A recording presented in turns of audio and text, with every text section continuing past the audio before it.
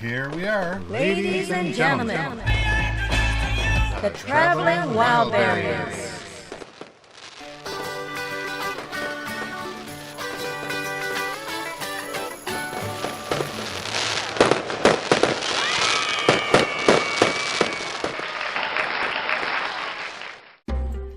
On the Cape, as some locals would say. That's right, Cape Breton Island. More specifically, we're in Glace Bay, which is located on the farthest tip of land on Cape Breton Island. We're here visiting a friend that I grew up with. We've known each other now for about 40 years or so, give or take.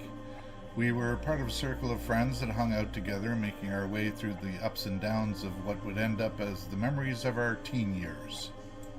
Those memories included a bunch of great music like Bob Seger, Night Moves, Led Zeppelin, their first amazing release, Fleetwood Mac's classic Rumours, and then we had Styx and Supertramp, Van Halen, Ozzy Osbourne, David Bowie, and Pink Floyd, just to name a few.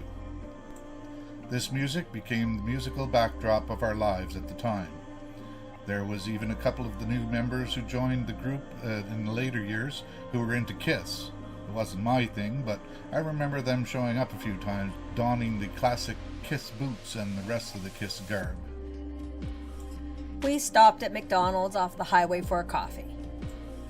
As we walked in, I saw this fellow sitting there who just was looking towards me as I was looking towards him, and I blurted out, "Holy smokes, it's Willie Nelson." He smiled and raised his coffee in a toast. We both had a laugh. I asked if he'd mind if I took his picture, so he replied, "Sure, no problem." Not long after that, we met up with Ken's friend and his wife, and they took us out to the coast where we went for a walk along the cliff-lined shores.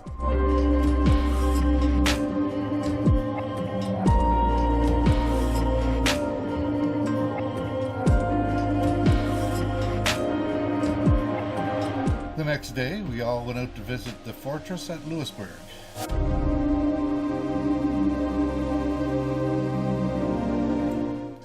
The original settlement was made in 1713. The fishing port grew to become a major commercial port and strongly defended fortress. The fortifications eventually surrounded the town. By the mid-1740s, Louisbourg, named for Louis XIV of France, was one of the most extensive and expensive European fortifications constructed in North America. The fortress of Louisbourg suffered key weaknesses since it was erected on low-lying ground commanded by nearby hills, and its design was directed mainly toward sea-based assaults, which left the land-facing defenses relatively weak. It was captured by the British colonists in 1745.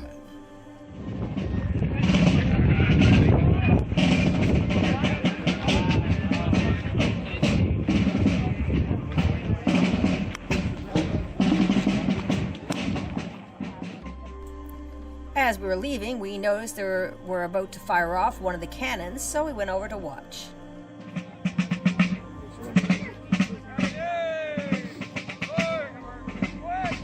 That's why they had the little piece of timber.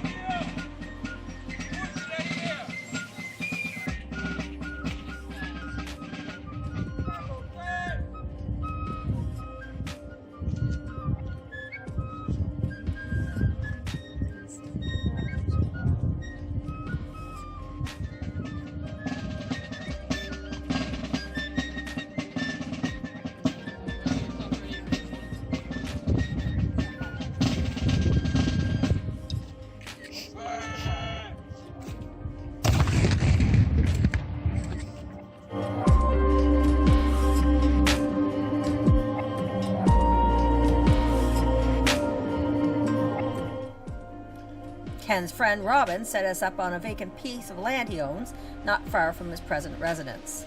Nice little spot, and the bonus was that we were able to plug in for power. The next day, Rob and his wife took us on a long sightseeing drive around the area. It was rather nice.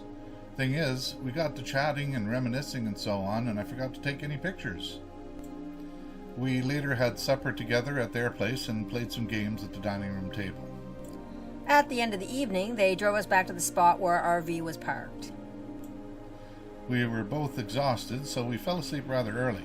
And then, around 12:30 a.m., a noise woke me up, so I turned on the cameras. Turns out, someone was trying to break into the front cab. Dun dun dun dun. I got up and hit the panic alarm, and the van lit up, and sirens were wailing, and the lights were flashing. We saw the would-be thief hightailing it off toward the back of the van and then off across the street. We both agreed that this was a bit of an adrenaline rush, no doubt. No doubt.